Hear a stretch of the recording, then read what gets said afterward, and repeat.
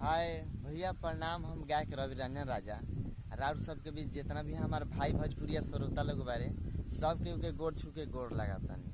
और साथ में ही हमार भाई राजेश्वर बिहारी है बोला हाय। जितना भी हमार भाई भोजपुरिया श्रोता लोग बारे सब के दिल से प्यार बा कि हमारे गाना जे भी भागे वो सब रउए ऊपर डिपेंड करता।